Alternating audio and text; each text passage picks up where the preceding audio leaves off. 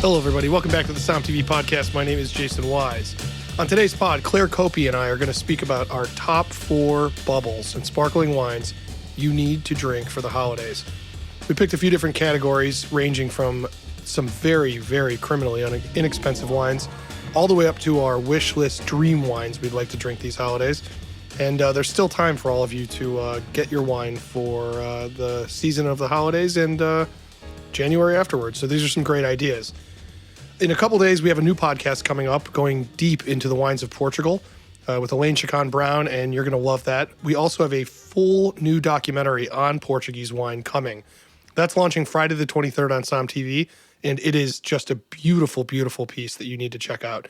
Go to sommtv.com to subscribe. It's the best gift for the holidays, and it's instant for you late shoppers. Here we go with our top picks.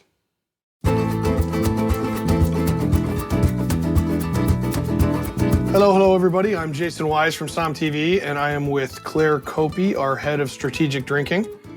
Today, yes, indeed, here we are. Today, we are going to talk about, there's just enough time to really think about sparkling wine for the holidays. A little bit of time left, and if you're catching this late, the holidays keep coming, if you're lucky enough to relive them again. We want to go through 4 sets of bubbles for this. We've decided we each picked a wine, and here are the categories. Number 1, we're going to pick a wine that's under $20. A sparkling wine that you can get for under $20 that will blow your mind. Number 2, Claire, what is our choice there? These are going to be bottles that surprised us. Still pretty cost effective, but something a little unexpected that we quite enjoyed. Yes, agreed. And then number 3, we're going to pick something that is sort of our quote-unquote celebration pick. You know, this could range in the realm of like 40 to 75 somewhere dollars in there. So it's not a small decision to buy a bottle like this, but at the same time, it should be worth more than the value you paid. And then what's the last category, our 4th? We have to have our fantasy pick, the bottle that is just stupid, and if somebody else opened it and offered us a glass, we'd of course take it, but are probably not going to be spending what they cost. For this conversation, which will be mostly value driven, we wanted to have one on there that's sort of a little bit of your FU bottle. You gotta have dreams. You gotta have dreams. A girl's got a dream, Claire. Girl's got a dream. All right, so why don't we just kick this right off? So your wine under $20. Why don't we start with you, Claire? What wine under $20 would you recommend people jump for the holidays? I was introduced to this bottle through the Beautiful Sparklers show, and it is Faire Lafette's, just their straight brut. This is coming from a region called Limoux in the south of France, for anybody who hasn't watched Sparklers yet, but they should. It's coming from a region in the south of France that actually invented the traditional method of sparkling wine. It wasn't champagne. Champagne actually, not ripped off, but they were like, that's a great idea. Famous monk named Dom Perignon actually took the traditional method back to Champagne from the Abbey Saint-Hilaire in Limoux, where they were already doing it. And then, Champagne started doing great things with it. But this is the region where that method's born, and it's really nice. It's under $20. It's really fresh and crisp and lean. People who like dry sparkling wine, you're going to love this. It's very zesty, very bright. It's going to pair with everything. This is a great bottle, under $20 to bring, that's going to make everybody happy. Yeah, I think this is one of the great discoveries of sparklers, which of course you can watch on SOMM TV. And if you're looking for a last minute gift, sommtv.com is the way to go. If you're watching this on SOMM TV, you should gift it for somebody else. All right, so my number 1, this is a wine that so far exceeds this $20 price tag that I can only assume it's not going to be in this category very long. It may sound a little foreign, but it's a wine from Armenia. It's called Kush sparkling wine. It comes from 150-year-old grapevines on the border of a war zone of all things. This is totally me to pick this wine. It's a big part of a film we have coming up, but throw all that stuff out. If you listen to a recent podcast that Claire and I did, I talked about this wine a little bit. It is a tremendously, incredibly complex wine that has a hell of a journey to get to the United States, and you can get it for $20. It's made from a grape called Arani and occasionally a grape called Vosgehat. Don't let that scare you. It's made in traditional methods, very champagne-like. This is one of the world's great wines from one of the birthplaces of wine, and up and coming, tremendous region. That's so cool. Can we try it together? I haven't tried it. Yes, we can try it. I have drank several times my weight in it, and I can tell you it's only gotten better as I continue to drink it. So, Claire, what is your number 2, which would be, this would be your kind of surprising, but with a budget standpoint in mind? Wine. Yeah. It's upping the budget a little bit by like $10-15. But this is actually also another bottle from Sparklers. This is, I know, it was a great time. It was. This is Calabasco's Franciacorta. It's, again, their straightforward Cuvée Prestige Brut, mostly Chardonnay with a little Pinot Bianco and then a little Pinot Nero or Pinot Noir in there as well. So Franciacorta stands on its own reputation, but to make comparisons, not that we should, but this is, the Champagne of Italy. This is where the premium sparkling wine comes from in Italy, right?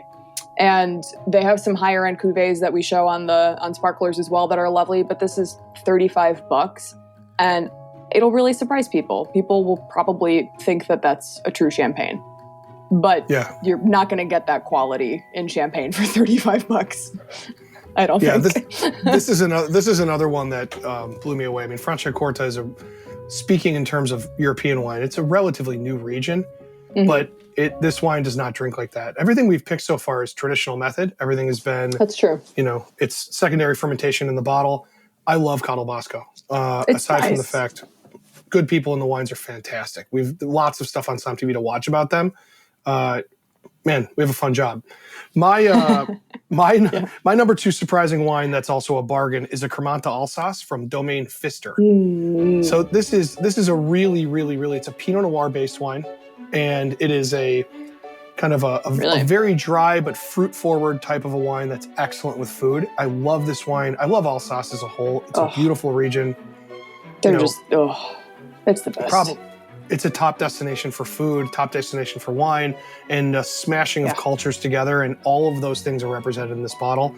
You can find this bottle in our Closer Look at Alsace on SOMM TV, but it's probably, you can get it as low as about $27, $25, and might come close to $30. Yeah, it's a stupendous bottle of wine. I love those little regions that are kind of like sleeper regions. Like, yes, there are some very expensive bottles that come out of Alsace, but for the most part, just great value for that quality and great story, great history, beautiful people, beautiful area. I just love Alsace. Yeah, I'm absolutely with you. All right, so our number 3 bottle, I'm calling Celebration, not to demean the rest of the wines we've picked already. They fit in this category very well. This is just notching it up a little bit if you're willing to spend a little more. My criteria for this, and I'm not holding you to this, Claire, is it should drink for twice what it cost. So even if you spent a little bit on it, it should still drink for more. What is your number 3 value-driven, but celebration? We're getting into some serious wine here. Yeah. This is a wine that we're both familiar with. I just had the pleasure of opening it up for a segment for Pinot Meunier Day. And that is La Herte Frere's Rosé de Meunier, their extra brut. It's 100% Pinot Meunier, so it's a really cool, unexpected grape for champagne to be 100% Pinot Meunier. Usually that's just part of the blend and nobody really talks about it. So it's a cool way to honor this special grape. And it's freaking beautiful. I forgot how beautiful it was until I tasted it again the other day. And I was just like, damn, this is so good. Like, shit. Like, really, really good. It's about $55, but honestly, you could easily spend that on one of those big champagne houses for like one of their entry-level, bottlings. That this is better. This is 100% better. It's beautiful. Beautiful. We've talked a little bit about Pinot Meunier. There's a lot of stuff, obviously, on the platform, but I think this is a grape that is so underutilized, underappreciated, which is just really to our advantage for people who do know it's great. La Herte, we have filmed there, and it is still a family-owned, really small, but yet make enough that you can get this wine. The color on this wine is the thing that's mind-boggling. Stunning. It just looks like, it almost like glows from the glass. It's not like a regular rosé, and there's something about the skin contact with Pinot Meunier. I love this wine. I love the acid. I think that it's a very surprising champagne because it doesn't fit into the, it doesn't fit into the narrow categories that champagne can often do. And I really adore it. This is a great pick. Thanks. My number 4, I don't know if it's surprising or not. It is from Sparklers as well.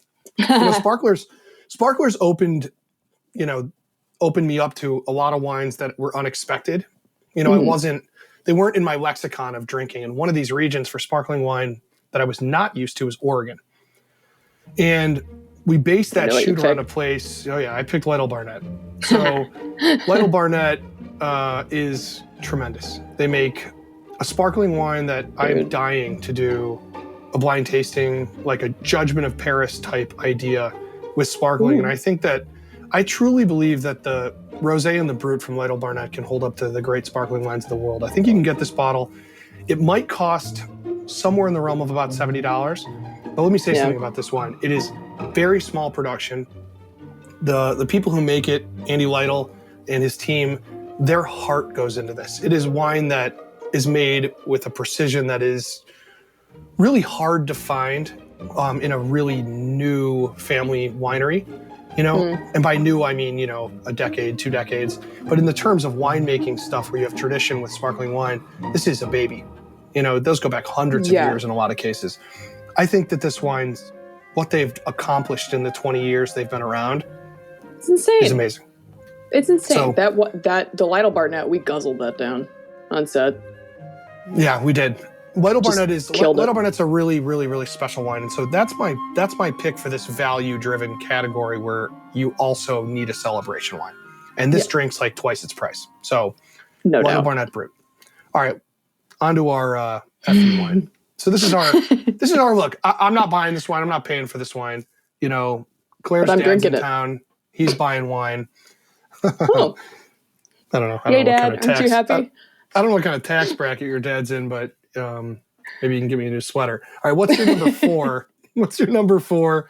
My FU wine. My Any fantasy. sparkling, bubbling champagne, you're not paying. What are you drinking? This is a bottle that I haven't had. I mean, look, like I could easily be like, I want vintage Ceylon and, Solos, which I do. But this is a bottle I haven't had yet, and I'm really jealous that y'all got to try it because you filmed with Rodolphe Peters from Pierre Peters, which is one of my favorite champagne producers, and you got to try their heritage or heritage bottle, heritage. And that it's a blend that's like it goes back to 1921. So it's this bottle is just the family, and this tradition and this legacy all in this one bottle. It's really expensive. It's like $1,400. So like, I'm not buying that. But if there's someone kind enough to have bought it near me that would like to offer me a sip or a glass, I would absolutely be thrilled to taste this wine. I'm so jealous that you got to try it. One of the real things when champagne is all about blending. In a lot of cases, there are a lot of single vintage stuff, but the real magic comes when you're blending different vintages and trying to get it right. This takes that to a Mount Everest steroid level when you're blending. What is it? How many? It's 100 years or? Basically, 100 years of, It's got a very, very different situation with this wine where it doesn't, it's very hard to pin down because it has acid from younger vintages and you only put the best vintages in. So you have this wine that is stellar, washes across your mouth and doesn't leave in a way that other wines do. It sort of takes you through and it's got the yeasty quality. It's got oxidation, but that's washed clean by acid from a fresh vintage. And it tastes like of a time and a place and yet of none of those and all of those at the same time. I thought it was fantastic. And Rodolphe is one of the sweetest, most tremendously lovely, warm humans in the wine business. His wife, his family, they are great. You can watch the Verticals episode on SOMM TV with those guys. And speaking of SOMM TV, this is for you last minute gift givers. SOMMTV.com is for the story and wine and food lover in your life. This is the best gift. We throw our hearts and souls at this streaming service, and we really, really appreciate you subscribers. What is your FU bottle, though? This is a real safe choice, but in safe, I mean it's a $1,500 bottle of wine up to $2,500. So there's Krug is a time-tested situation where the wines are great. They make good wine, and anybody who's like, oh, that's blah blah blah, they just haven't had Krug recently.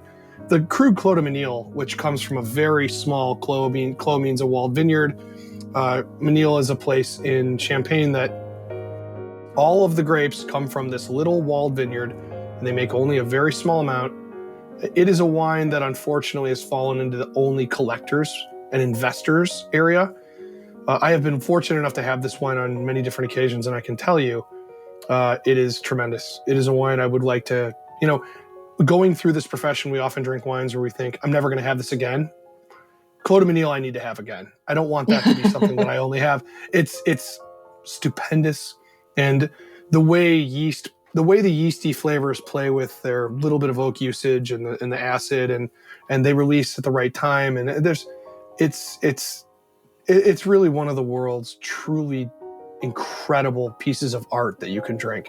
And so I'm going to take Krug Clos de Menil. I'm not buying. What the hell? It's your dad's money. Poor Mr. Coppi. Yeah. He never knew what hit him. He'd never drink knew it what with you, hit him. though. You know what? Get That's my good. dad drunk on really good champagne. He won't complain about it. That's good. It's like looking into the future of my daughter saying the same thing to somebody about me. Oh, that's really cute. Yeah. I want to just say one more time, everybody go to SOMMTV.com, subscribe, and know that we have tons of stuff. We have an entire collection for the holidays. What to drink for Hanukkah, what to drink for New Year's, and a brand new episode coming with Shakira Jones covering Fête de Champagne, and Claire make a cameo and in it's 25% off through the holidays. So not only is it a great last minute gift, we're giving you a gift. We want to give you 25% off new subscriptions for a whole year. Love it. So if you are a subscriber, this is a great gift. And if you're not a subscriber, you should be. All right, Claire, cheers to the holidays. Please, everybody, be safe and Happy holidays. Try to have patience with your relatives. They really mean well. I promise. Mm. I'm one of them to some people, and I mean well. All right. Bye, all. Cheers. Cheers.